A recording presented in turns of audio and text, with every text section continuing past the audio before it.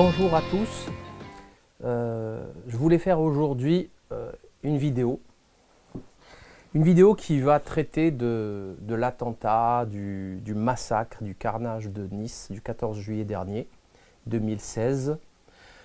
C'est compliqué, c'est très compliqué de parler de ces sujets, d'autant qu'il y a beaucoup de souffrance derrière. Donc avant toute chose, je tiens à présenter mes condoléances aux familles, même si ça ne sert pas à grand chose puisqu'ils ne me connaissent pas. Le plus important en ce moment, c'est la famille, c'est les amis proches qui vont soutenir les familles des victimes. Mais néanmoins, par politesse et par fraternité humaine, je leur souhaite vraiment beaucoup de courage, parce que là c'est très compliqué, beaucoup d'aide de leurs entourages, etc. Parce que c'est peut-être ce qu'il y a de pire, la gratuité, l'absurdité de la chose,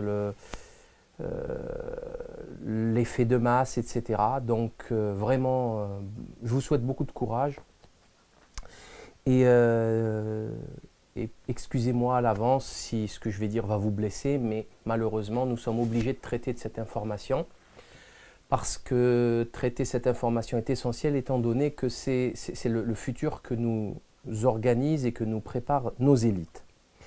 Alors, je ne vais pas parler de l'attentat lui-même, parce que c'est trop récent. On est le 18 juillet, certes, il est 20 h à peu près, je veux bien, mais c'est trop court. C'est trop court pour en parler sérieusement et ne pas dire de bêtises.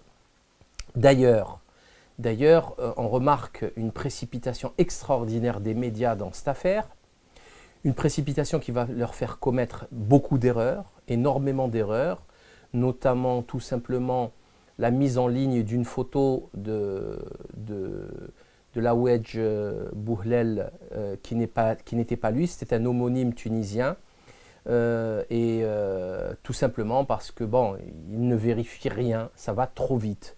C'est-à-dire que 2 heures après l'attentat, il faut mettre un nom et une photo sur le... Ça n'a aucun sens, la course au buzz, la course... Alors on est déjà passé par là, lors des attentats du Bataclan, de Charlie Hebdo.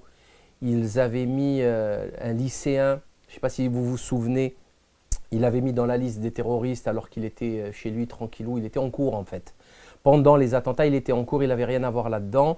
Il y avait un autre aussi terroriste, il y a un autre belge, pareil, qu'ils ont pris, qu'ils ont accusé d'être dans un groupe, je crois que c'était là, ce coup-ci, c'est l'affaire du Bataclan.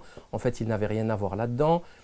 Il y a quand même quelque chose vraiment de louche et de très curieux. Vous savez, on vous dit, on a trouvé une carte d'identité dans la cabine du 19 tonnes, du camion frigorifique.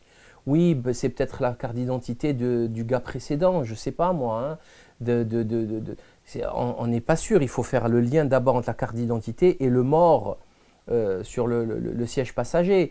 Il faut faire le lien entre les deux, il faut s'assurer de l'identité de la personne.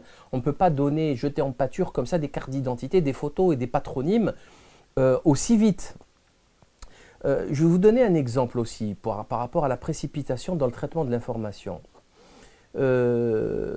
Si vous allez chez un médecin, vous avez quelque chose de grave, vous le savez, hein, c'est quelque chose de grave, très grosse douleur, écoulement de sang, etc.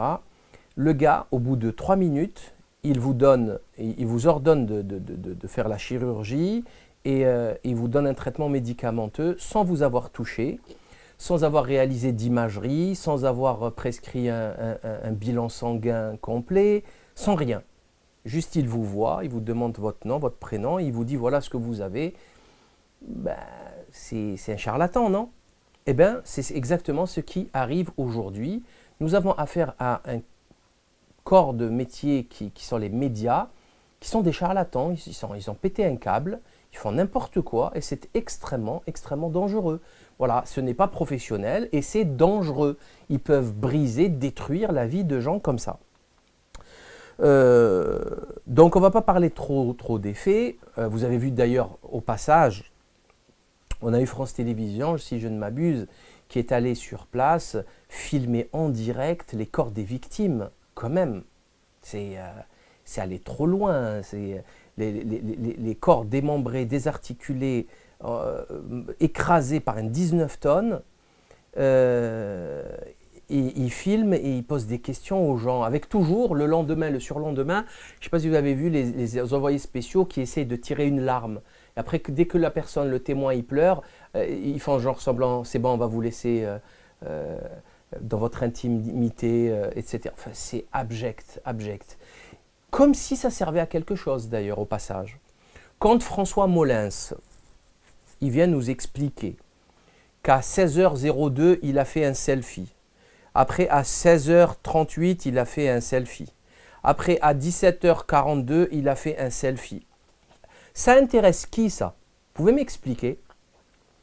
Que le procureur vienne à la télé, rapplique à peu près quasiment toute la smala médiatique hexagonale et internationale, et il fasse des déclarations aussi risibles. Ça intéresse qui?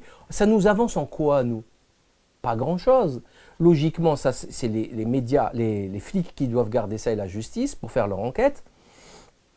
Et à la rigueur, ils donnent ça aux médias, mais au compte-gouttes, pour que, éventuellement, des vrais journalistes, des vrais enquêteurs fassent un boulot qu'ils puissent donner sur du papier.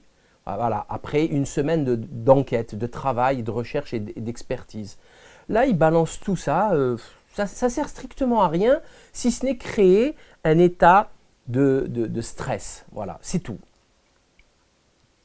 Une question mérite d'être posée, avant d'aller au fond du sujet. Une petite question mérite d'être posée. D'ailleurs, je vous expliquerai pourquoi je suis en tenue traditionnelle.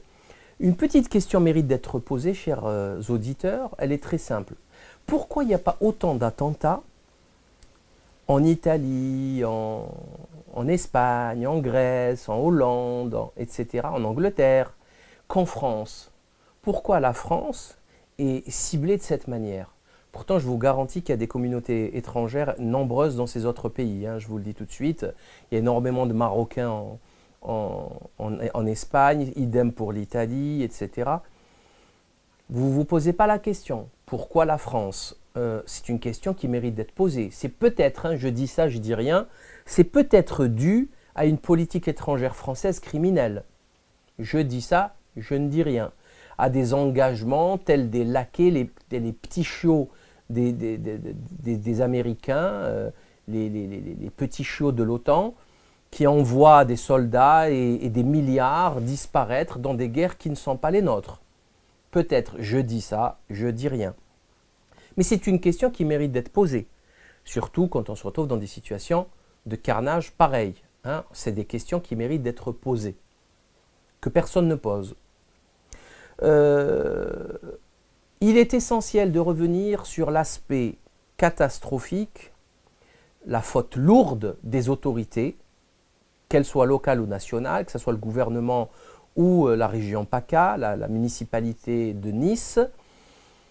Je crois qu'il y a quelque chose qui cloche. Quand on pense que quasiment tous les jours, il y a des menaces qui sont réalisées par Daesh pour taper la France, et vous avez un pays qui vit exactement comme si de rien n'était, comme si ces menaces n'existaient pas, et comme s'il n'y avait pas eu Charlie Hebdo, le Bataclan, l'hypercacher, blablabla, blablabla. Moi, je trouve ça très curieux. Quand je pense que la semaine dernière, il y a eu beaucoup de Mistral et on a annulé, interdit le feu d'artifice à Marseille, à cause de ce Mistral, ils l'ont reporté d'une journée ou deux. Pourquoi? Pour ne pas risquer d'accident. On ne sait jamais que la fusée va se retrouver dans un jardin ou dans un appartement et qu'il y ait un petit incendie ou quelques blessés. Donc, on annule un feu d'artifice pour ça. Par contre, on ne l'annule pas malgré des menaces extrêmement graves ou sinon on met très très peu de sécurité. Moi je dis c'est grave, je dis c'est extrêmement sérieux et que la France, elle n'a pas encore pris conscience de la gravité de la situation. Et le peuple aussi, hein, je dis bien aussi le peuple. Je vous donne un exemple, c'est Estrosi, bac-10, motodidacte, ultrationniste maladif pathologique, ultrationniste pathologique. Il a posté un tweet en faisant le lien entre le massacre de la promenade des Anglais avec la Shoah. On sait pourquoi c'est bac-10, quoi. Aucun rapport intellectuellement, mais bon, c'est pas grave. Alors, il a posté, il était en terrasse en train de boire un pot avec des administrés, et il poste un tweet, fuck Daesh, nous sommes en terrasse, blabla, ça s'affiche à l'écran, comme vous pouvez le constater. Ça marche pas comme ça, hein. C'est pas sérieux tout ça, c'est des gamineries, hein. C'est des gamineries, je t'emmerde, je fais ce que je veux. Non, non, c'est pas sérieux, c'est vulgaire, c'est pas du niveau d'un responsable politique comme lui. Et j'ai l'impression, quand j'ai lu ça, c'est comme si, vous savez, vous êtes un marin, ou même pas un marin, il y a une tempête monstrueuse, force 18, 300 km/h, et on vous dit de ne pas sortir, et vous vous dites, ouais, j'en ai rien à foutre, moi, je resterai pas à la maison, ils vont pas me gâcher mon week-end. Si, ils vont pas vous gâcher votre week-end, ils vont vous tuer. La tempête, elle vous tue, hein, elle ne va pas vous poser de questions, hein. Elle vous emportera. Donc, soit on prend en considération et au sérieux ces menaces, soit on fait comme si de rien n'était, tous les festivals, ils continuent comme si de rien n'était. Ça, c'est pas logique. Franchement, ce n'est pas logique. Avoir maintenu la Coupe d'Europe, ce n'est pas logique. Ce n'est pas logique. Surtout que les forces de l'ordre sont exténuées, qu'ils ont mis au chômage avec la politique de la RGPP, de la réduction générale de la politique publique, des frais, du budget, etc. Ils ont enlevé des dizaines de milliers de postes. Donc on a des flics et des CRS qui sont exténués, fatigués, donc nerveux, qui vont castagner quand il y aura des manifs, etc. Je ne trouve pas ça très sain. D'autant qu'ils ont voulu interdire des manifestations contre la loi travail, alors que là, on laisse des manifestations aussi ridicules qu'un feu d'artifice. Ça va manquer à qui le feu d'artifice, franchement? Feu d'artifice qui nous coûte excessivement cher, alors que les caisses de l'État et des collectivités locales sont vides. Après, ils vous explosent les taxes foncières. Tout ça pour des feux d'artifice. Je vous parie, on fait demain un vote, un petit référendum. Les gens, vous leur dites, on vous augmente 500 € votre taxe foncière, ou sinon on fait un feu d'artifice à la fin de l'année. C'est adjugé vendu, je vous le dis tout de suite. Donc là aussi, il y a des contradictions lourdes, extrêmement lourdes. Mais bon, on fait comme si de rien n'était. C'est un petit peu aussi comme, vous savez, les 6 militaires de l'opération Sentinelle, armés de FAMAS, chargés, et qui étaient au Bataclan et qui n'ont pas intervenu, qui n'ont pas réagi. On ne sait pas pourquoi. Il y a un gradé de la BAC qui leur demande de lui donner une arme pour qu'il y aille lui, ils ont refusé. Donc, vous avez 2000 soldats ou 3000 de la force de l'opération Sentinelle en France, on ne sait pas à quoi ils servent. Ça aussi, c'est même pas une faute lourde, c'est de la science-fiction. Ça n'a aucune explication, on n'arrive plus à réfléchir. À quoi ils servent? Quand on les met comme ça en plantant devant les synagogues, à quoi ils servent si c'est pour ne pas réagir? Ils vont se prendre des balles sans réagir? Hein? On ne comprend pas, on comprend pas. Il y a eu 130 morts au Bataclan, ça tirait à bout portant sur tout le monde. Ils étaient là, ils attendaient quoi? Le Messie, ils attendaient quoi en fait? Et tout le monde trouve ça normal. Tout le monde, ils disent oui, ils n'étaient pas formés à ça. Tout le monde trouve ça normal. Ok, il n'y a pas de souci, on continue comme si de rien n'était. Il n'y a pas d'erreur du gouvernement et des services de sécurité, tout va très bien. Venons-en maintenant au profil de Mohamed Salman Laouedj Bouhlel. Donc, c'est un type qui a la trentaine. Et pour résumer, alors écoutez-moi bien, c'est un terroriste de Daesh, soi-disant, on nous le présente ainsi. Et donc, c'est un psychopathe, un fou furieux. Ça fait 10 ans qu'il consulte en psychiatrie, qu'il prend des médicaments. Son père a montré les ordonnances. Son psychiatre a témoigné. Vous trouverez les témoignages sur Internet. Il n'a strictement rien à voir avec l'islam. Rien. Il boit de l'alcool, il mange du porc, il ne fait pas la prière rituelle, il ne fait aucune prière d'ailleurs, il ne fait pas le ramadan. Il fornique à tout va. Certes, il est marié, il a 3 enfants, mais il a divorcé parce qu'il tape, il violentait son épouse. Mais si ce n'était que ça, bon, maintenant on sait qu'il frappait sa mère aussi. Il était donc un gros amateur de femmes, mais aussi d'hommes. Donc c'était un homosexuel, plus exactement un bisexuel. Quoi d'autre? Oui, drogue, le shit et amateur de danse, salsa, etc. Il y a eu des témoignages là-dessus. Mais tout ça va. Tout ça, ça va. Il n'y a pas de souci, ça correspond au profil type. C'est-à-dire qu'on nous explique qu'il faut mettre sur écoute et surveiller les mosquées. Apparemment, c'est les barguets de Nice ou du Marais qu'il va falloir surveiller là, à ce rythme. Hein, puisque nous avons eu au Marmatine, le massacre d'Orlando, qui était un homosexuel assumé, hein, puisqu'il y a eu des témoignages nets et précis, puisque cette boîte gay, il l'a fréquentée en fait. Hein, c'était pas un coup de folie pour aller buter du PD. Pas du tout. C'était un homosexuel.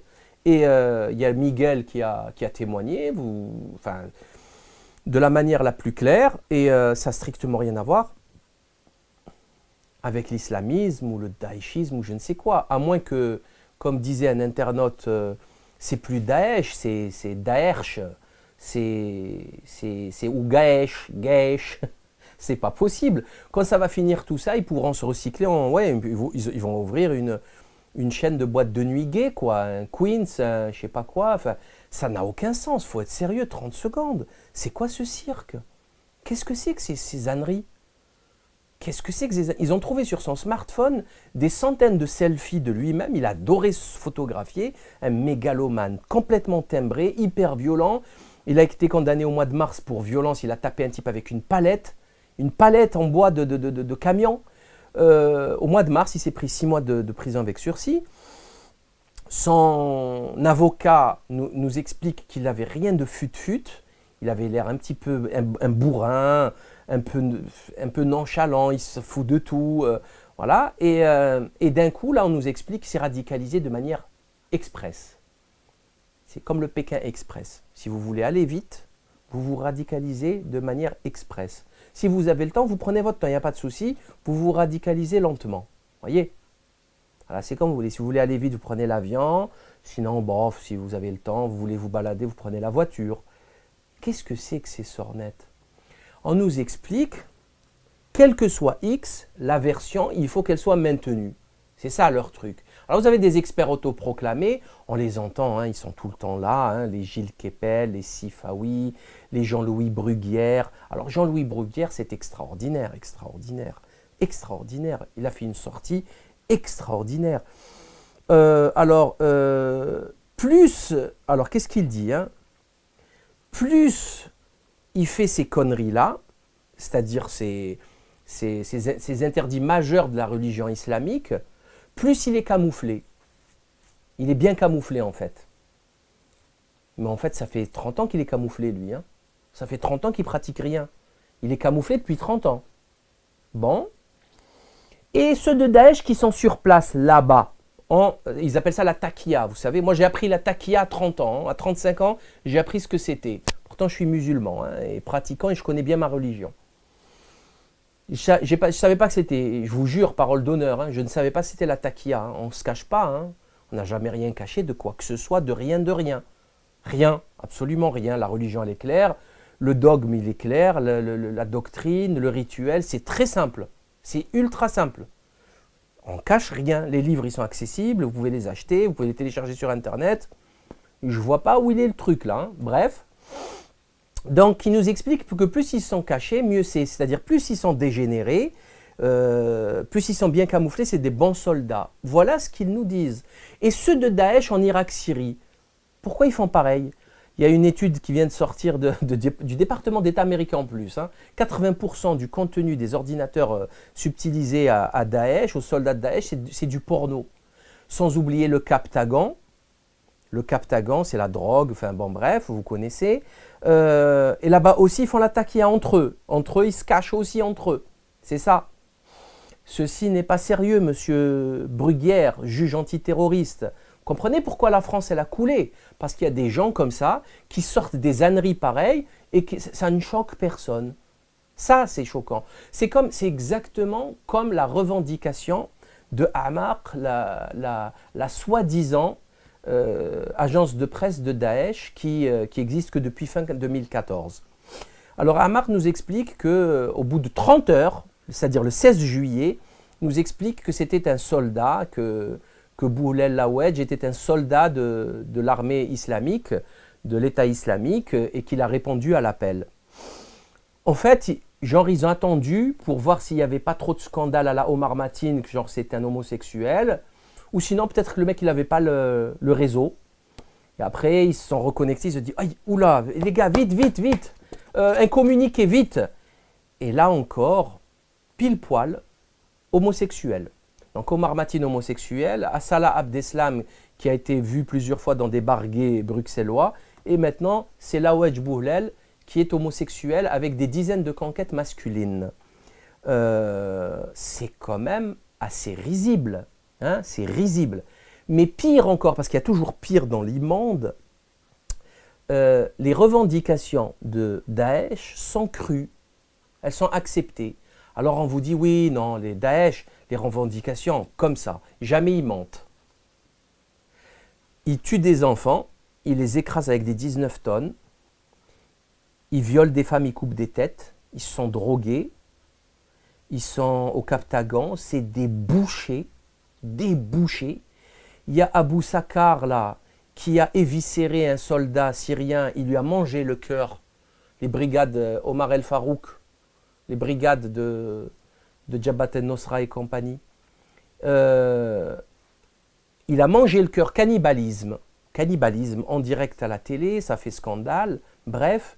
Ces gens-là, ces barbares-là, ces sauvages-là qui ont pillé l'Irak, les œuvres d'art, qui l'ont vendu à l'Occident, qui étaient très contents d'aller les acheter, bref, et leur donner leur pognon. Et ces gens-là, ils mentent pas. Ils tuent, ils violent, ils massacrent, ils mangent, ils cannibalisent, tout, ils se droguent. Mais le mensonge, non, quand même, déconnez pas. Non, non, non. Il faut prendre en considération, il faut prendre... Non, non, c'est un islamiste. Mais vous vous rendez compte qu'il y a des gens qui vous regardent. Hein. Il y a des gens qui vous regardent et qui notent. Il y a l'histoire qui vous observe. Il y a des gens qui vont écrire des livres. On va se moquer de vous pendant des siècles. Pendant des siècles, l'humanité va se moquer de vous. Bref. Je vais vous poser aussi une question, parce qu'il faut reprendre aussi... Il faut reprendre tout ce qu'ils disent. En quoi manger du porc, ça vous camoufle de quoi que ce soit? En quoi manger du porc, ça vous camoufle de quoi que ce soit, en quelque manière que ce soit? Franchement. C'est-à-dire, on avance des choses, mais on ne se pose même pas la question de la pertinence de cet argument. Il y a très peu de musulmans qui mangent du porc. Ben, c'est des gens tout à fait normaux, c'est jamais...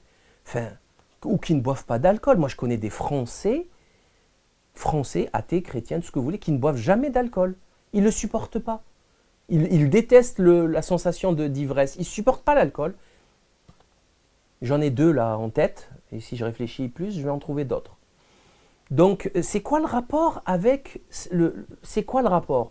Pourquoi je suis habillé de la sorte? Parce que tout simplement, ça va s'afficher à l'écran, BFM TV, à l'époque de Laroussi, là, le psychopathe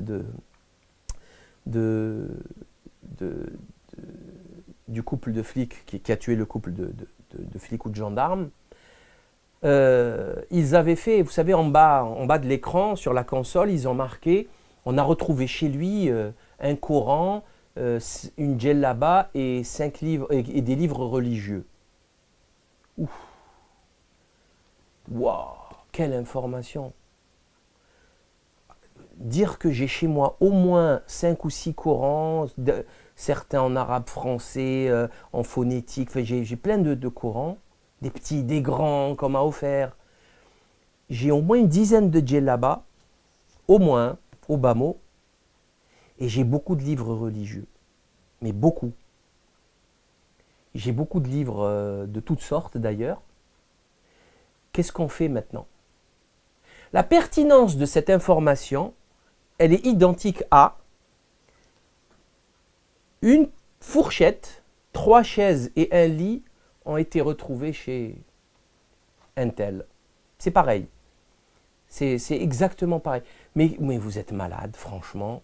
Vous êtes malade, vous avez perdu la raison. Vous avez perdu la raison. En fait, c'est toujours pareil. Là, on est au niveau médiatique et même au niveau politique. En fait, c'est simple. C'est la bourse ou la vie.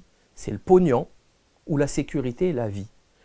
Les médias, c'est la recherche du buzz à tout prix. Et en plus, comme ils filment 24 sur 24 des événements et ils n'ont aucune information, donc ils sont obligés de mettre n'importe quoi, avec plein de fautes d'orthographe en plus. Et les politiciens, pareil. Bon, la place de Nice, vous savez que la promenade des Anglais, j'ai très bien connu Nice, j'ai travaillé deux fois là-bas. Quand j'étais étudiant, j'ai fait de la peinture, de la maçonnerie. J'adore cette ville, elle est magnifique, magnifique. La place Masséna, médecin, la promenade des Anglais, etc. Très, très, très belle ville. Vraiment, bon, la Côte d'Azur, hein, elle n'a pas besoin de moi pour la défendre. On parle, il y a énormément, il y a plus de touristes en Nice qu'à Marseille. C'est hallucinant, la gare de train de Nice, les jeunes ils dorment par terre partout, c'est très très très dynamique au niveau du commerce et je vous laisse imaginer effectivement que si on fermait la promenade des Anglais, le business chuterait. On parle, vous savez que les Russes par exemple, ils ont acheté quasiment tout Nice, hein. On parle russe dans la rue à Nice, vous pouvez marcher, vous entendez des gens parler russe. C'est la mafia bien sûr, hein, parce que bon, entre nous, venir acheter au prix du foncier niçois de la Côte d'Azur en étant russe, c'est obligatoirement les nouveaux riches ou les mafieux russes. Mais bon, là n'est pas la question. Il faut choisir, c'est soit le business, soit la sécurité, donc un peu moins de business. C'est tout, c'est comme ça. Mais pour revenir à ma tenue, donc on a en France aujourd'hui une quasi-criminalisation de la gandoura, de la djellaba. C'est ça. Vous vous trouvez intelligent en faisant ça. On ira loin avec ces conneries. Franchement, on ira loin. Hein. Du coup, avec un argument comme celui-ci de M. Bruguière, Jean-Louis Bruguière, il n'y a plus de limite. C'est open bar. C'est-à-dire le type, il peut faire n'importe quoi. C'est un camouflé. Il est camouflé. C'est la taquilla. Sauf que, faisons un petit rappel au cerveau de poisson rouge, à la mémoire éphémère. Le djihad, c'est quelque chose de noble. Le djihad, c'est le travail sur soi. Il y a le petit et le grand. Le petit djihad, c'est la guerre sainte pour la libération, pour la dignité, etc. Le grand djihad, c'est des trucs qu'on apprend à 5 ans. Hein, je vous le dis comme ça au passage. Le grand djihad, c'est travailler sur soi-même, sur son âme, son nefs, sur ses désirs, etc., sur le travail, l'excellence, la fraternité, l'amitié, bon bref, la famille, etc. C'est ça le vrai djihad. Le grand djihad, c'est la vie, le quotidien. Et le petit djihad, qui est une petite partie de la vie, c'est la guerre quand il y a un agresseur, un colon qui veut vous prendre votre terre, etc. etc. Donc, tout ça pour vous dire que le djihad, on connaît en terre d'islam.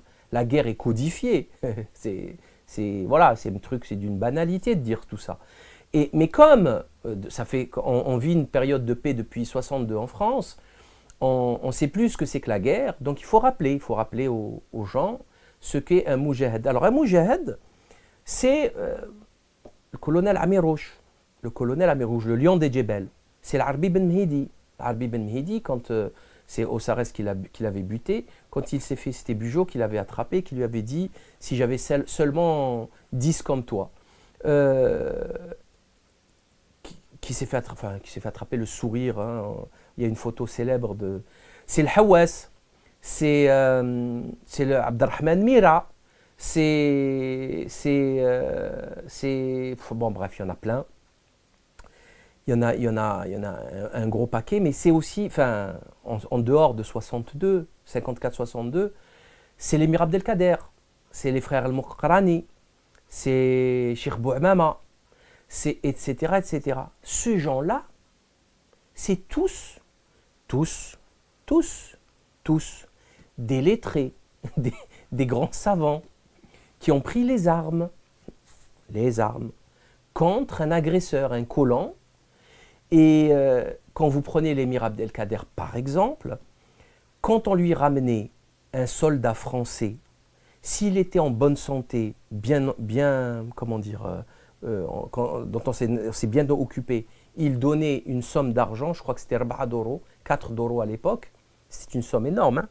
Et s'il était maltraité, il frappait ses propres soldats de falaqa, c'est-à-dire coup de bâton, sur la plante des pieds. Ça s'écrit dans des livres qui sont accessibles en langue française. Je cache rien, enfin c'est d'une banalité, il n'y a rien de secret là-dedans. Je ne vais pas parler de Soliman le Magnifique, qui avait carrément tué un de ses soldats parce qu'il avait mangé la poule d'un Hongrois quand il faisait des incursions en Europe de l'Est. Parce qu'il n'avait pas à toucher le bien des autochtones qui étaient protégés. Donc c'est pour ça qu'on l'a appelé Soliman le législateur Souleymane al-Qanouni. Parce que c'était quelqu'un de très juste. Même s'il y a de quoi critiquer, on est bien d'accord, hein, on ne va pas rentrer dans ce détail. Mais il y a des règles. Je ne parle pas de Saladin, de son comportement, etc., qui a marqué les siècles. Donc c'est ça le modèle du Moudjahid, ou au pluriel des Moudjahidines musulmans, algériens, que l'on connaît. Et là, on nous explique que la pire racaille, la lie de l'humanité, qui est un produit occidentalo-occidental, purement français, de décadence, de dégénérescence, de sous-homme. Cette lie de l'humanité, c'est des moudjahids. Non, je refuse. Vous n'allez pas salir l'histoire de nos héros par vos larves. C'est hors de question, ça passera pas, ça. Ça ne passera pas. C'est pas sérieux intellectuellement. Donc, faut revenir à des choses sérieuses. D'ailleurs, je vais rajouter aussi une chose. C'est très curieux. C'est très curieux, mais il y a toujours une justice tout le temps, partout. Qu'est-ce que je veux dire par là? 2 points.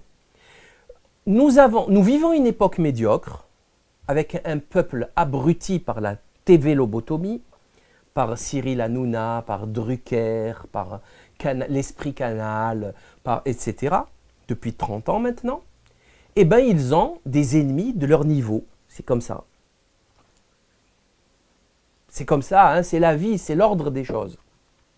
Secondo, j'ai remarqué un nombre extrêmement important de points identiques, un parallèle entre les révolutionnaires maçons des Lumières de 1789, 93, 94, le comité de salut public, Danton, Robespierre, Marat, etc., etc., et l'époque actuelle.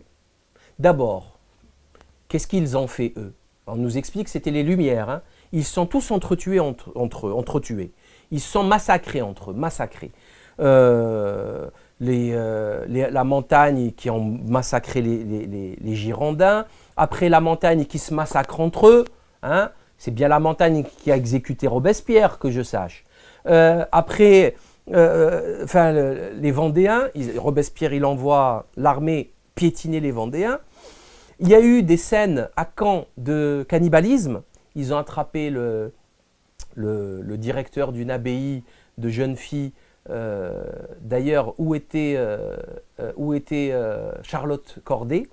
Elle l'a vu, d'ailleurs, c'est ce qui l'a choqué, c'est ce qui l'a poussé à tuer Marat. Éviscéré, elle lui a enlevé le cœur. On lui a enlevé le cœur et on l'a mangé. Et les têtes coupées sur des piquets. Ah, sans oublier la guillotine.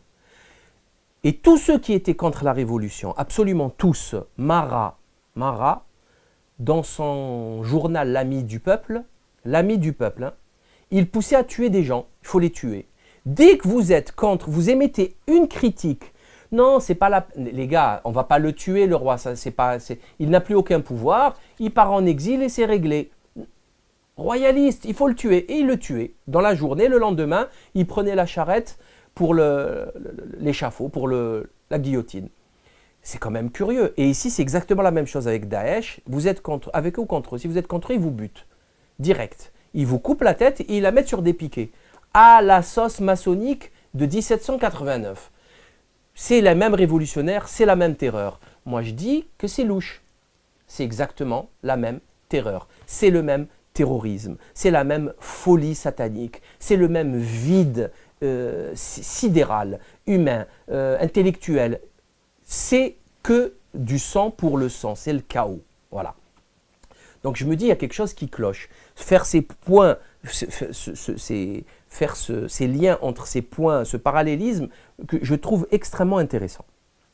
Pour revenir sur le profil de l'Houïdj Bouhlel, pourquoi, je pose la question, je dis ça, je dis rien encore une fois, pourquoi il avait des armes factices dans son camion? Pourquoi? En plus, il envoie un SMS juste avant, ramène-moi plus d'armes. Des quoi? Des pistolets à eau? C'est une blague. Ramène-moi des armes factices.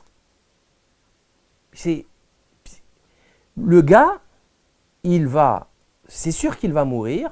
Il a un 7,65 apparemment, puisqu'il va l'utiliser pour tirer sur la police. Mais il a une Kalachnikov factice. Ça ne dérange personne. Ça ne dérange personne. Ça ne choque personne. Il n'y a personne qui se pose la question. Bon, ok. Maintenant, venons-en au vrai vif du sujet, c'est-à-dire, qu'est-ce que ces opérations et à quoi peuvent-elles servir? Alors, ces opérations, c'est des opérations de terreur, d'ingénierie sociale, pour diriger les peuples vers un endroit auquel ils n'auraient même pas pensé sans ces attentats, sans ces actes de subversion. J'en veux pour preuve Daesh. Oui, Daesh, mais l'opération Gladio. L'opération Gladio, qui est une opération de l'OTAN, qui a été montée par la CIA et le MI6. Il y a des documentaires très intéressants sur Internet que vous pouvez trouver. Documentaire de la BBC de 1992, il fait 2h30. Il y a plein de témoignages, un documentaire d'Arte aussi dernièrement, pareil, il fait une petite heure, 1h30 je crois, dans lequel il vous explique absolument tout. Hein. C'est une armée clandestine secrète qui est au-dessus de l'État français.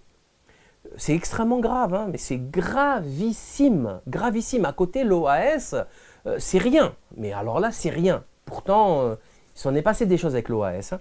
Ils ont des caches partout, dans toute l'Europe, où il y a des lance-roquettes, des armes de toutes sortes, des grenades, des fusils d'assaut, et de l'or, des pièces en or, pour pouvoir financer leur acte de subversion avec un matériel de radio.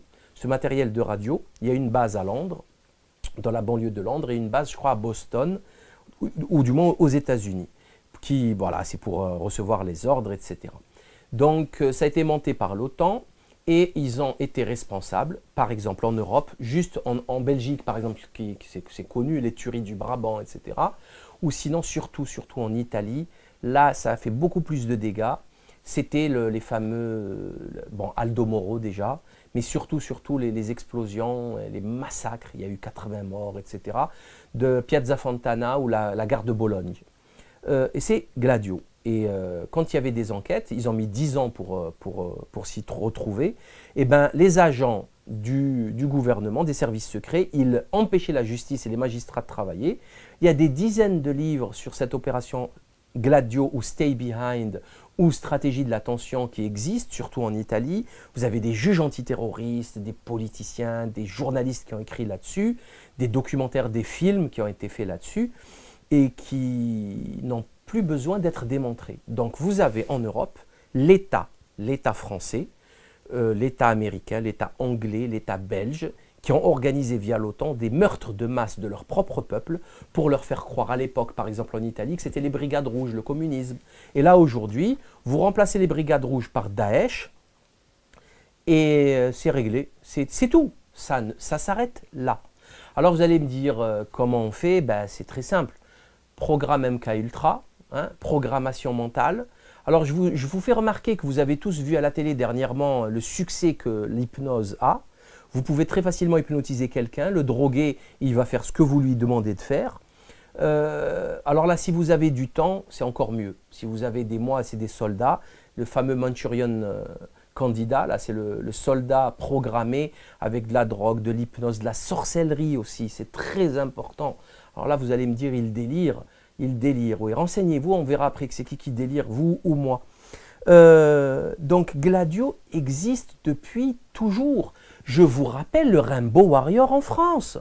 L'État français a fait exploser le Rainbow Warrior. L'État français, il y a eu un mort. Je vous rappelle le faux attentat de de Mitterrand. Bref, je vous rappelle l'implication de Sarkozy dans le meurtre de 10 ingénieurs de la DCN à Karachi. On nous a expliqué que c'était Al-Qaïda, Al-Qaïda, Al-Qaïda. En fait, c'est les Français qui n'ont pas payé les 10% aux Pakistanais qui se sont vengés. C'est tout, ça s'arrête là. Le GIA, les moines de Tibérine, etc. Bref, le GIA. Regardez bien. Tout le monde sait aujourd'hui que le GIA, c'est les États-Unis, c'est la France, c'est le gouvernement algérien qui a infiltré la révolution populaire initiale. Il suffit juste d'enlever la barre, vous savez, la petite barre du G, ça donne quoi à votre avis? Voilà. Donc on sait qu'Anwar Haddam, un des boss à l'époque, il a eu un quasi asile politique, quasi diplomatique aux États-Unis, qui l'a fait fréquenter les couloirs du Congrès américain. Ah bon? Ah bon? Ah oui, parce que 20 ans après, les documents, les infos, elles sortent. Hein. Les Américains, ils écrivent, après il suffit juste d'aller chercher l'information. Donc c'est quand même assez extraordinaire, non? Vous ne trouvez pas?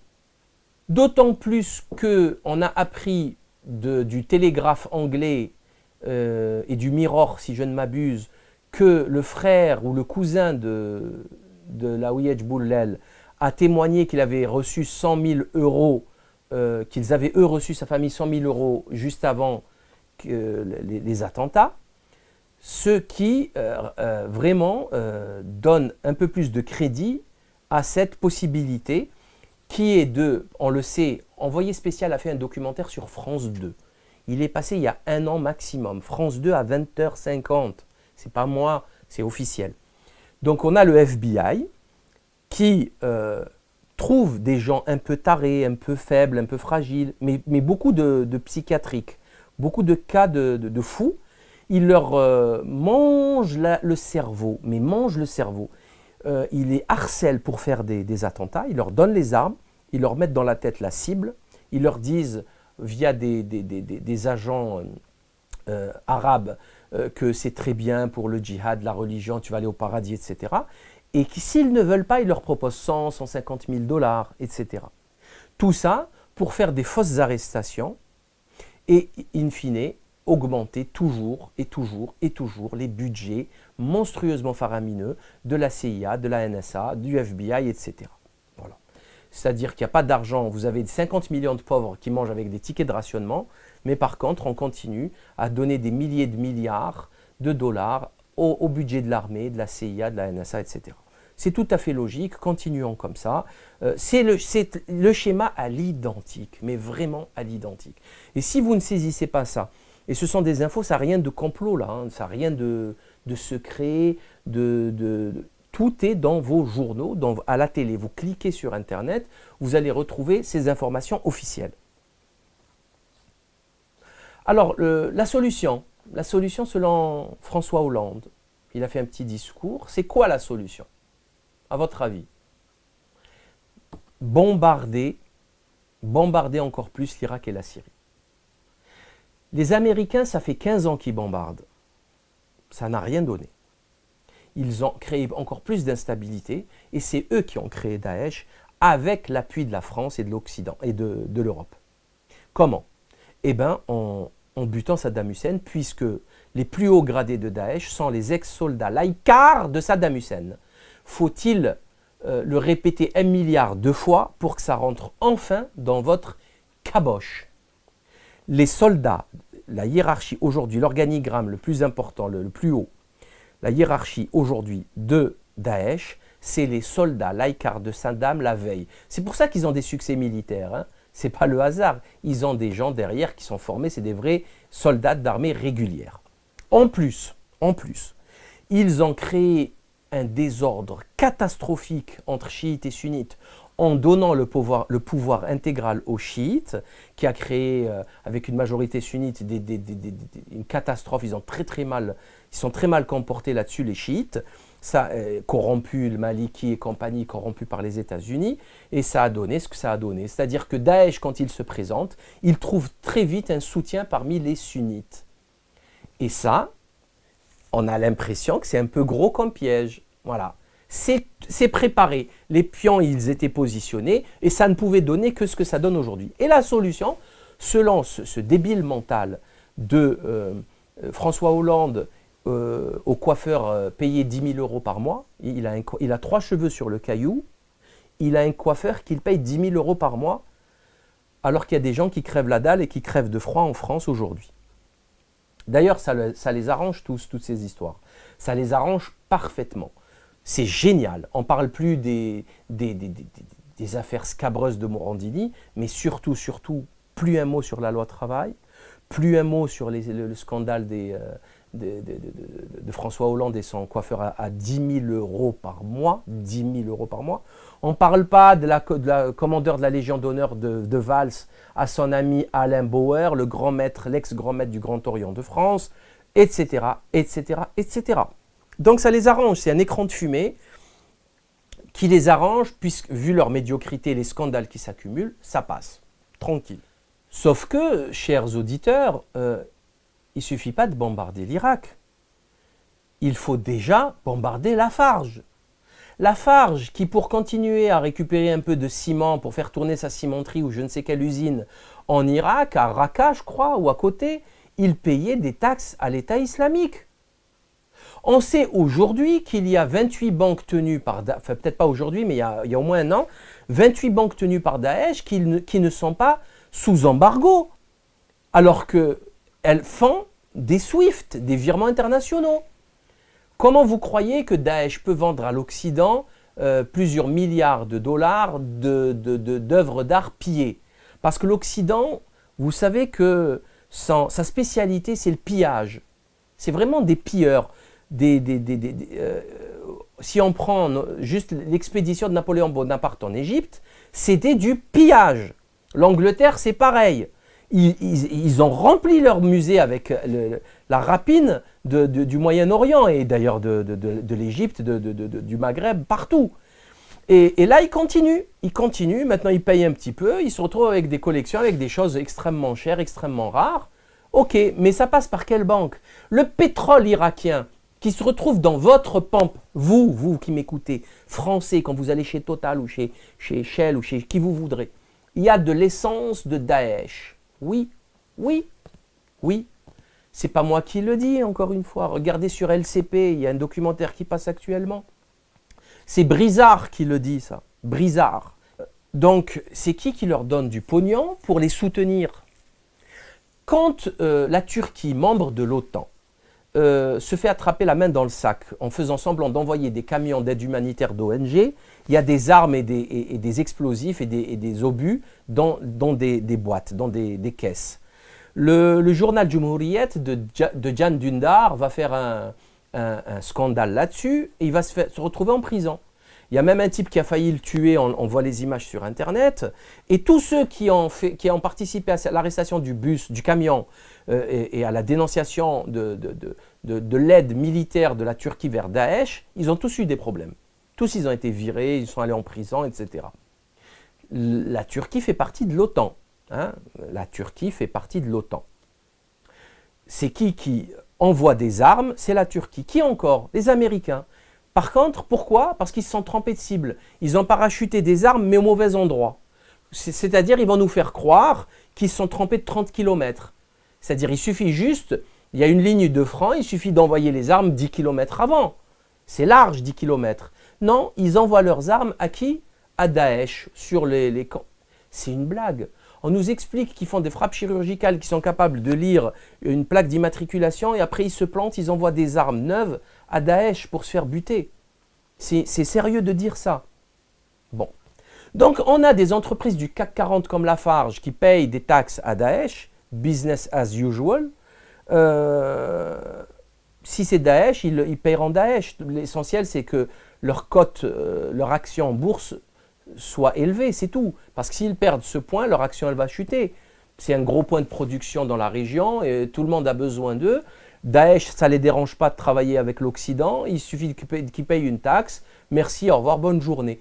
Et est-ce que vous croyez que le gouvernement a convoqué le patron de Lafarge ou que je ne sais pas moi, qu'il s'est passé quelque chose? Absolument rien n'a été fait. Mais on va aller plus loin, parce que ça c'est rien, chers amis.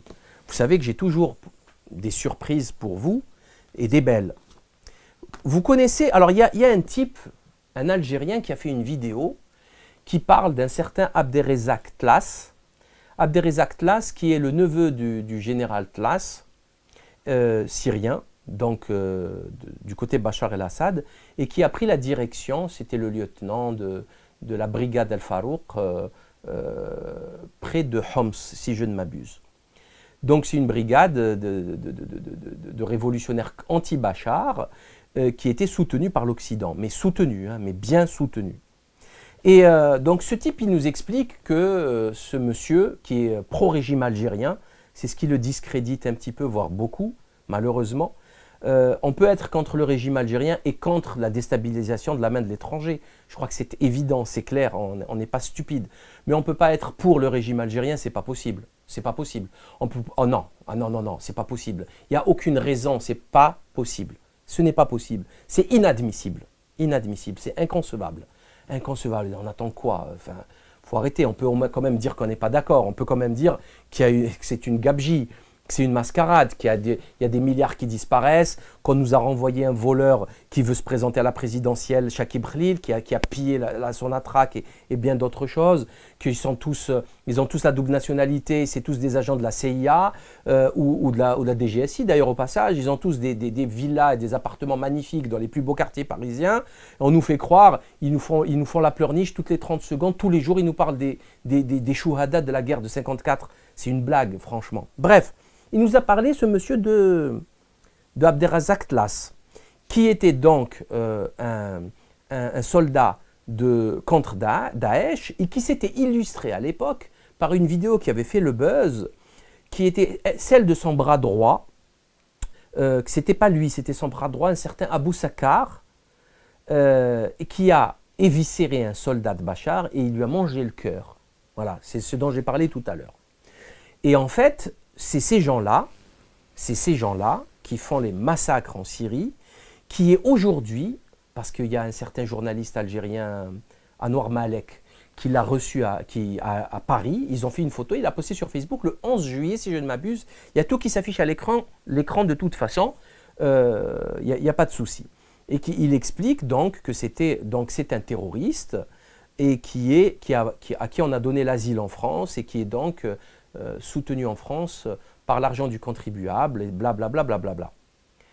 Mais ça, c'est rien, c'est peanuts, c'est une information d'un ridicule. On a fait une conférence au mois de mars dernier avec Jean-Louis Isambert. Jean-Louis Isambert, j'en parle depuis 10 ans. Jean-Louis Isambert a fait des livres extraordinaires. Faut-il brûler l'ONU? Le Crédit Agricole et les 40 voleurs, pourquoi la crise financière, etc. Mais surtout, dernièrement, il fait des livres extraordinaires, géniaux, sur la criminalité du terrorisme international. Alors, les deux derniers, Crimes sans châtiment et 56. Pourquoi 56 à votre avis? Hein? C'est quoi 56? 56, c'est les 56 chefs d'État français, chefs d'État, ministres, etc., ministres de l'Intérieur, président, Premier ministre, qui sont complices de la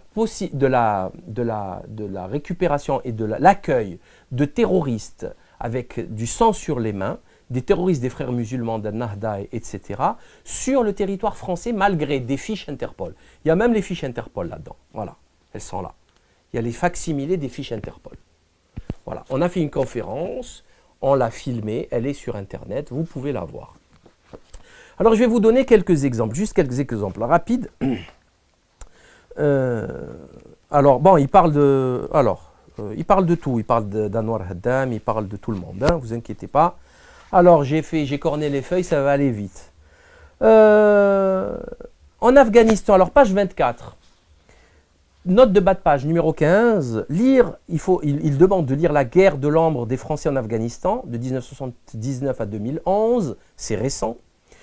Par Jean-Christophe Notin, édition Fayard. Dès cette époque, la DGSE va former au Pakistan, mais également en France, des groupes de mercenaires des seigneurs de la guerre. Exfiltrés d'Afghanistan par le Pakistan jusqu'à Paris, ces groupes seront notamment entraînés à la guérilla dans les camps de Serkot, Kaylus et de la Braconne. Ça, c'est des camps français. Vous savez que les Tchétchènes et les Afghans en Irak chez Daesh, c'est des stars. C'est des stars, ils les adorent. Ils se font payer très cher d'ailleurs, c'est tous des mercenaires, hein. D'ailleurs, Abderrazak Tlass, qui est le neveu du général Tlass, donc le neveu ou le... Alors, si je réfléchis un peu, sa fille, Odje, elle est sortie 4 ans avec Franz-Olivier Gisbert, ok? Son mari, Odje, c'est le propriétaire de la Formule 1, la McLaren, ok? Bien sûr qu'il va avoir l'asile politique, vous rigolez ou quoi? Dans 2 ans, il a la Légion d'honneur, le gars. Hein, vous inquiétez pas. Hein, ne vous inquiétez pas. Alors, on continue. On continue. Vous voulez des noms de terroristes? Alors, il y a Habib Moukni, recherché par Interpol, protégé par Paris, page 32. Salah Karkar, exilé en 87. Tahar Boubahri, 92. Tahar Boubari, 92. Donc, ils leur ont donné l'asile politique. Et on a les numéros, des notices Interpol. Pour Habib Moukni, notice rouge Interpol, numéro de dossier 28889/91. Numéro de contrôle A189/5-1992. C'est extraordinaire, extraordinaire. Je continue. Il parle d'une Audi bourrée d'explosifs. Un convoyage par route et par bateau jusqu'à Tanger, Maroc, d'une Audi bourrée d'armes et d'explosifs et d'argent destiné aux GIA algériens. Envoyé par la France. Envoyé par la France. Il faut lire le livre Au cœur du djihad, mémoire d'un espion infiltré dans les filières d'Al-Qaïda, par Omar Nasseri, édition Flammarion. Flammarion. Et Alexandre Boldrini. Flammarion. Donc, et il fait même le lien, Nasseri fait le lien avec l'attentat du commissariat central d'Alger du 30 janvier 1995, puisque c'était juste avant. Donc les armes, elles partent de France et selon, elles seraient responsables de l'attentat d'Alger Centre. Le frère Haddam, Anwar Haddam, page 47, Haddam fut aussi le porte-parole du GIA qui a plongé l'Algérie dans un bain de sang. Washington lui attribua un quasi-statut diplomatique qui, selon un haut fonctionnaire, lui permit de camper littéralement au département d'État et dans les bureaux des membres du Congrès. Vous vous rendez compte de ce que je viens de raconter là, hein? Vous vous rendez compte de ce que je viens de raconter. Bon. Alors, cofondatrice du Conseil national syrien. Cofondatrice du Conseil national syrien. C'est Jabhat al-Nusra et compagnie. Hein. Basma Kodmani, page 125. Elle a participé en 2008 au club Bilderberg, en 2012 au club Bilderberg, en 2005 à la Ford Foundation, au CFR, Council of Foreign Relations. En septembre 2005, au CFR, Kodmani a été nommée directrice exécutive du projet Arab Reform Initiative.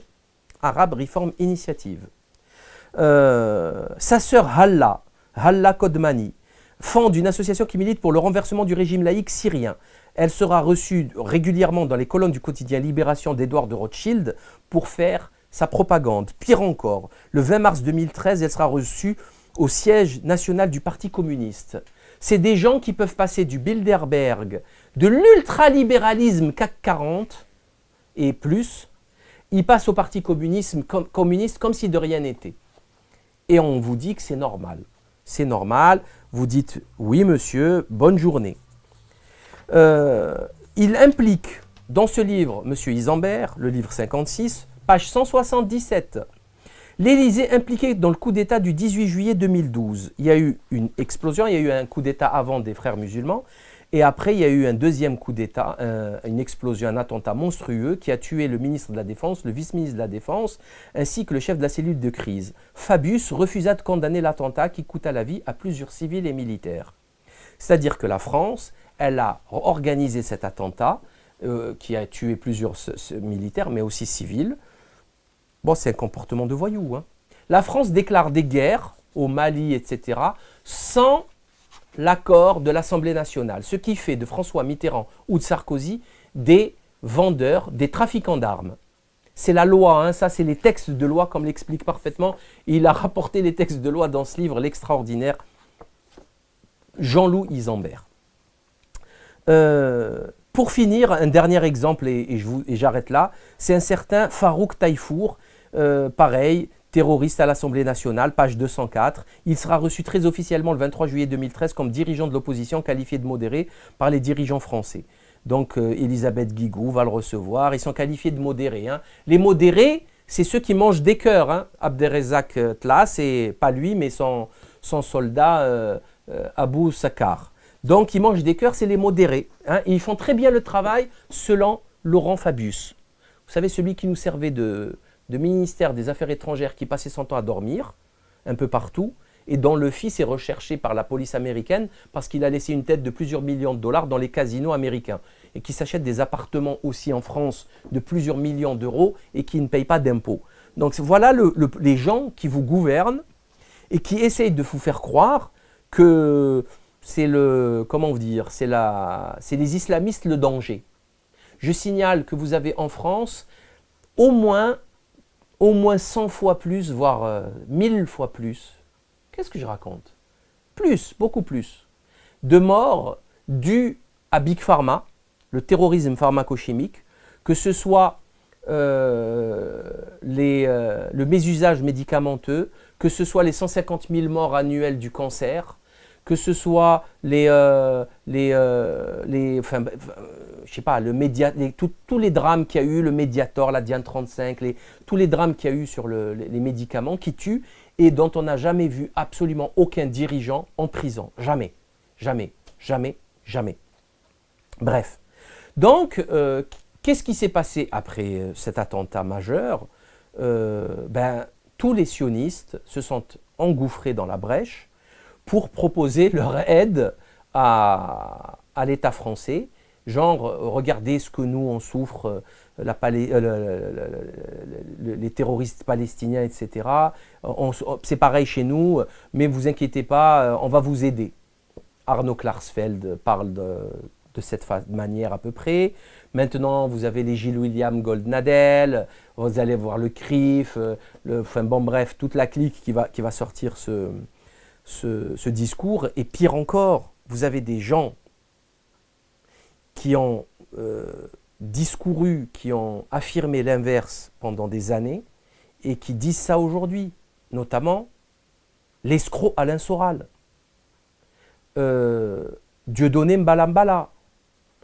Alors, pourquoi je vous dis ça? Tout simplement parce que Julien Rochdy, un ex du FNJ, très proche de Frédéric Chatillon, l'homme qui murmure à l'oreille de Marine Le Pen, très proche de Philippe Péninck, ami intime de Philippe Péninck, celui qui a financé Soral, l'ami intime de famille de Cahuzac, franc-maçon, Grand Orient de France, celui qui a l'ex-ministre du budget qui a mis du pognon en Suisse, bref. Donc c'est petit tout ça, c'est un petit monde, hein. Et donc Julien Rochdy, ex-responsable du FNJ, Front National Jeunesse, nous a expliqué dans un podcast risible, mais d'un ridicule affligeant, historiquement, mais qui nous a expliqué que pour combattre l'islamisme, le lendemain, le 15 juillet, il a fait cette vidéo en expliquant que que la version officielle c'était la bonne, c'est-à-dire que c'était un islamiste de Daesh, etc. Et que pour combattre Daesh, il va falloir être virulent, violent, et obligatoirement il y aurait des dommages collatéraux. Entendre par là, surtout, il allait très loin, qu'il y allait avoir une remigration. Donc à l'entendre, il fallait ramener des camions, les remplir de maghrébins et de bougnoules, et les renvoyer en Algérie, ou au Maroc, ou en Tunisie. Il a dit ça. Il a parlé, il a dit, regardez les Israéliens, il faut faire comme les Israéliens, comme les Américains et les Russes. C'est extraordinaire. Et, ou les Turcs de Mustafa Kemal Atatürk. Et qui c'est qui a repris cette vidéo sur son site et sur sa page Facebook? Alain Soral. Donc Alain Soral, l'escroc, junkie, mythomane, qui a passé son temps à piller le travail des autres, et qui ne servait que de marionnette à Philippe Pennec et sa clique, va se repositionner, est en train de se repositionner, quelques heures seulement après les attentats, après le massacre de Nice, en nous expliquant qu'il est pour une remigration et surtout qu'on ne pourra pas passer outre une violence, une remigration et des dommages collatéraux. Alors d'abord, que cette réflexion vienne d'un type qui s'appelle Julien Rochdy, me semble un petit peu hasardeuse, voire ridicule, voire risible, voire à mourir de rire. Julien Rochdy. Rochdy, c'est un nom arabe. Hein, c'est un nom arabe. Alors, je ne sais pas s'il est libanais, j'aimerais bien savoir quelles sont ses origines, mais il est obligatoirement arabe. Donc, il sera parmi les dommages collatéraux. Maintenant, je leur pose une question simple. Elle est où l'égalité, la réconciliation et la réconciliation nationale? Parce que Dieudonné, dans sa page de secours Facebook, page avec 1 100 000 followers, ils ont posté un article hallucinant de la franceencolère.fr qui a mis la mauvaise photo du terroriste, du forcené. Moi j'appelle ça un forcené, c'est un malade mental. Hein. Ce n'est pas un terroriste, il n'a rien à voir avec Daesh. C'est un forcené, c'est tout, point. Ils ont posté un article qui disait que c'était un Tunisien, un franco-tunisien, pardon, donc binational. Donc, tous les binationaux, c'est les Français de papier, sont tous comme lui, ils détestent la France, etc. Encore pire, rappelant que Soral et Dieudonné sont des binationaux, un franco-suisse et l'autre franco-camerounais, que faut-il en conclure? Et rappelant également, enfin, qu'en est-il de la réconciliation nationale? C'est quoi? C'est quoi? Et depuis quand on écoute les versions officielles? Qu'en est-il de Gladio? Quid de Gladio? Quid de Stay Behind? Quid du complot? Maintenant, on gobe la version officielle. C'est plus que Soral a raison, oui, mais à quelle heure? Fort bien, mais à quelle heure? Là, c'est un virement de cap. Hein. On partait nord, direction nord. Maintenant, on est vers le sud. Hein. C'est l'inverse, c'est l'extrême inverse. C'est l'opposé, le pôle opposé. Donc, on a aujourd'hui, en quelques heures, le couple Bizbuzz Dieudonné-Soral qui poste des propos, on le sait aussi, qui se sont rapprochés énormément, le couple Dieudonné-Noémie Montagne, de l'escroc mythomane Morgan Priest, qui a déposé son nom comme marque à l'INPI et qui se fait passer pour un chrétien évangéliste, un ministre de la foi, et aux propos islamophobes extrêmement violents, avec sa gueule de vampire, sa gueule de travelot vampire. C'est quand même assez extraordinaire d'entendre ce genre de discours de la part de gens qui nous ont vendu des spectacles, des livres et des vidéos à 3 € expliquant la réconciliation nationale, il ne faut pas tomber dans le piège des élites pour ne pas créer de guerre civile. Parce que je vais vous le dire, la guerre civile, vous allez la voir à ce rythme. Et la guerre civile, vous allez la voir et personne n'y gagnera. Parce qu'une guerre civile, vous croyez quoi? Vous croyez que les Arabes ils vont monter dans les camions et qu'ils vont partir? C'est une blague. Vous ne pouvez même pas rentrer dans les cités. Vous ne pouvez pas. C'est pas possible. Vous allez rentrer. Vous croyez qu'il n'y aura pas des conséquences? Il n'y aurait pas des mesures de réciprocité avec les pays maghrébins? Vous croyez que l'Europe va vous laisser faire? L'ONU, toute la mascarade droit de l'homiste mondialiste? Franchement, vous croyez que c'est faisable? C'est infaisable. C'est infaisable. Faire ça, c'est commencer un chaos dont on connaît la date de début, c'est-à-dire quand des extrémistes de droite vont s'attaquer un jour de vendredi dans une mosquée, ils vont lancer 2 ou 3 grenades ou une bombe artisanale, il va y avoir 15 ou 30 morts, et c'est là le début de la guerre civile en France. Et ça va commencer, hein, vous le verrez malheureusement, je suis désolé de vous le dire, mais c'est comme ça. Ça fait 10 ans que je le dis. Alors maintenant, il y a M. Soral qui nous explique, il a eu le culot de dire « je suis un prophète hein, ». Je suis prophète. Il l'a dit, de toute façon il est à la droite du Christ, tout ça on le sait, au palace. Le Christ en fait c'est un travelot du palace, et il était à sa droite quand il était jeune, ils s'amusaient ensemble. Bref, j'ai écrit un livre en 2012. Dans ce livre, je parle depuis 2006 de la lettre d'Albert Pike à Giuseppe Mazzini, le patron de la maçonnerie universelle aux États-Unis, à Giuseppe Mazzini, le patron des Carbonari italiens, ok, du Grand Orient, etc. Les Carbonari qui ont infiltré la Tunisie, qui en avaient en Égypte, c'est un mouvement très puissant. Dans ce bouquin, j'explique absolument tout, il y a tout dedans. Je n'ai rien inventé, c'est ces courriers-là, il y a 520 notes de bas de page, il y a absolument tout ce qu'il faut pour comprendre ça. Pour comprendre quoi? Comprendre que tout ceci fait partie du plan global messianique de reconstruction du 3e temple, qui est le temple de Salomon, et qui est le temple des loges maçonniques, pour l'arrivée du Messie et de la fin des temps. C'est l'eschatologie biblique, l'eschatologie islamique, l'eschatologie talmudique, point, c'est tout, ça s'arrête là. Et pour que ça se fasse, il faut qu'il y ait une guerre totale entre le monde, soi-disant civilisé, et les musulmans. C'est le principe, c'est la 3e partie de la lettre d'Albert Pike à Giuseppe Mazzini. Donc on le voit sous nos yeux se réaliser. C'est pour ça que immédiatement les Klarsfeld et compagnie viennent proposer leur aide et leur expertise, alors que les gars, ça fait 60 ans qu'ils sont en guerre, et ce qu'ils ont réussi à faire, c'est juste d'avoir une application qui leur dit qu'il va y avoir un bombardement dans 3 minutes, allez-y, vous réfugiez vite dans des caves. Voilà. Et après, il y a des attentats régulièrement, des coups de couteau, ils ont construit un mur de 1000 km, ça ne sert à rien.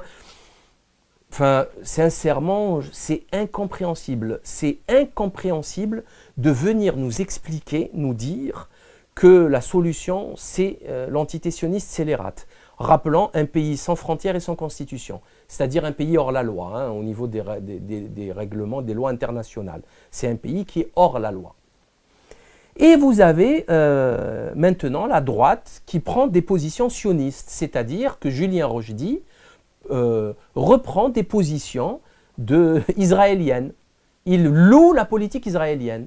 Il loue la politique du sabbataïste thessalonicien. C'était Mustafa Kemal Atatürk, c'était un juif sabbataïste, qui se disait musulman. Il n'est ni juif ni musulman, c'est juste un messianiste dégénéré d'une secte apocalyptique qui sont les descendants de Sabbatai Zevi, et qui ont infiltré l'État turc avec les jeunes turcs. On les connaît tous, on a tous les noms. Je vous ferai prochainement une vidéo sur la franc-maçonnerie en pays musulman de Thierry Zarkon, qui est très intéressant, vraiment très intéressant. Et je vais vous donner tous les noms des francs-maçons qui ont été formés dans les loges parisiennes ou des loges sur place moyen-orientale. Enfin, j'ai absolument un bouquin exceptionnel. J'ai le nom des loges, le nom des gars, il y a tout. Hein, vous allez comprendre qui est qui dans cette affaire. Donc, qui fait l'apologie de Kamal Mustafa Atatürk, et Soral qui reprend ça. C'est-à-dire que le sabbataïsme, ça y est, on oublie. Maintenant, il faut s'allier à l'entité sioniste scélérate. Ok, donc rappelez-vous, jeunes gens, surtout je parle aux Maghrébins et aux Noirs, qui avaient cru au bobard de ce cinglé, de cet escroc, de ce mythomane, de ce plagiaire, et qui maintenant tombe le masque et montre le visage hideux de la tromperie et de la trahison. Pour finir, j'aimerais juste vous dire rapidement que j'aimerais bien connaître l'avis de Marc-Édouard Nab, le pro-Daesh, l'apologue du djihadisme en France. Est-ce que c'est bien de rouler avec un 19 tonnes sur un gamin de 4 ans, hein, le petit Kylian? C'est bien? Qu'est-ce que tu vas faire? Tu vas nous écrire impatience numéro 3, c'est ça? En nous expliquant que c'était génial, qu'il a fait, qu'il va nous expliquer sur 30 pages comment il est rentré dans sa cabine, comment il a foncé, que c'est extraordinaire, qu'il entendait les os des gens craquer sous les pneus. Espèce de dégénéré. C'est ça? Hein?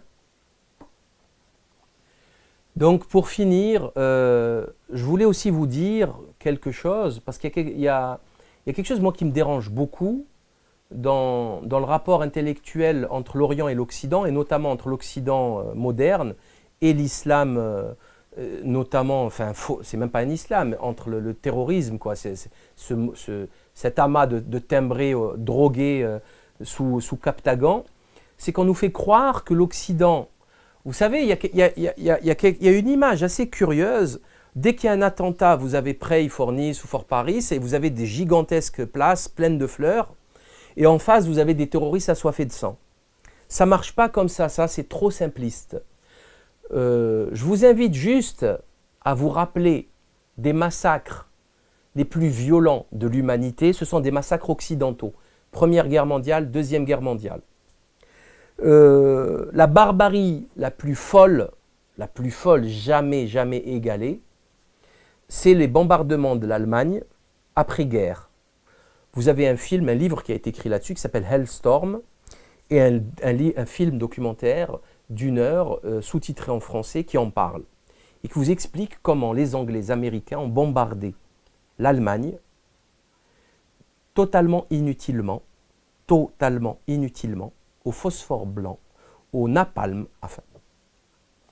Les corps, ils étaient fondus, c'est-à-dire il y a des gens, ils marchaient sur de la pâte d'être humain. Il y a des corps, ils étaient soudés entre eux. On ne pouvait pas les séparer, ils étaient carbonisés, soudés entre eux, fondus, soudés entre eux. Des centaines de milliers de personnes ont été assassinées. On parle souvent du massacre de Dresde, mais Dresde, c'est rien en fait.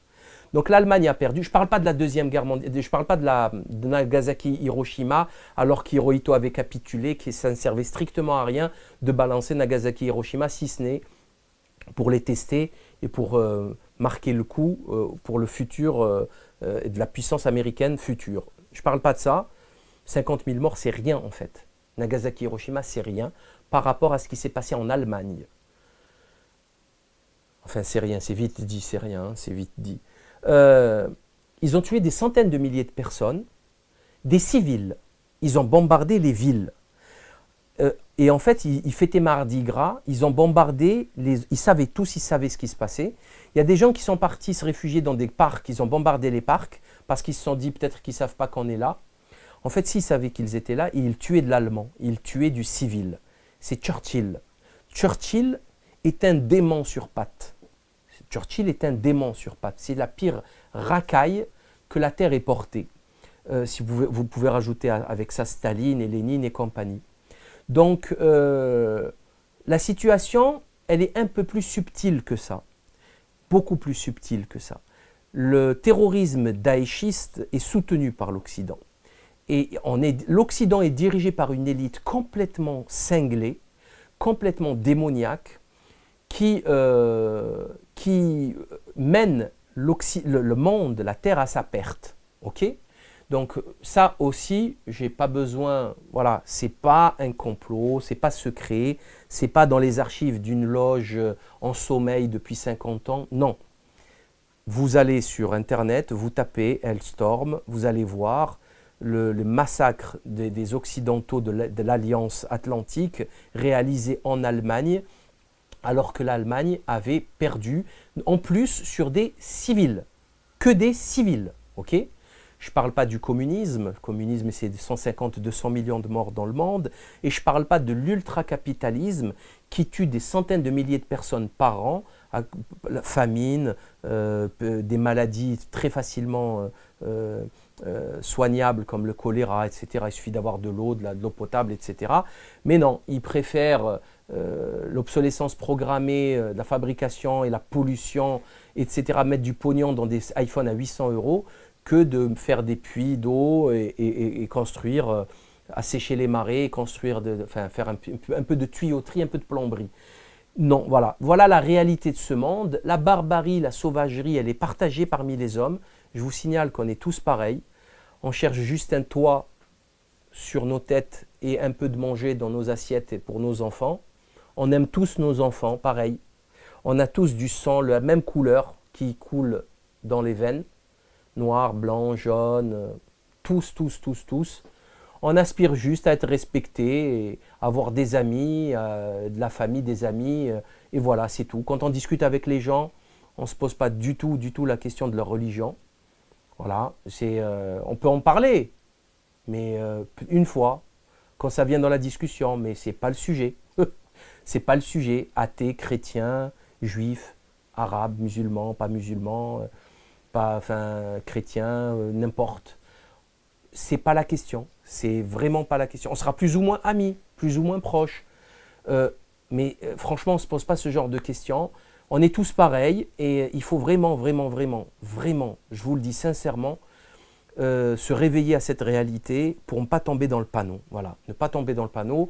Là, on a un panneau énorme qui nous a été un piège énorme tendu par le gouvernement, les élites avec leur complot. Et ça, on l'a découvert. Dieu merci, on a les documents, on a tout ce qu'il faut. Maintenant, il y a l'autre complot, le mini-complot risible d'Alain Soral, Égalité, Réconciliation, le Front National pour récupérer la jeunesse, pour récupérer les quartiers, etc. et les balancer dans le ventre de la bête sioniste pour voter en fait pour le lobby LGBT israélien, quoi. C'est voilà, hein. Gilbert Collard, il était en entité sioniste scélérate il y a quelques jours pour préparer l'arrivée de Marine. Donc bon, sans commentaire, sans parler du lobby LGBT, je vous signale que le visagiste coiffeur de Marine Le Pen a dû quitter le parti parce qu'il se faisait tellement il se faisait draguer par les membres du bureau politique. Hein. C'est extraordinaire le bureau, il y a que ça. C'est quand même illogique pour un parti qui se dit d'extrême droite, traditionnaliste, catholique, blabla. C'est vraiment pas normal.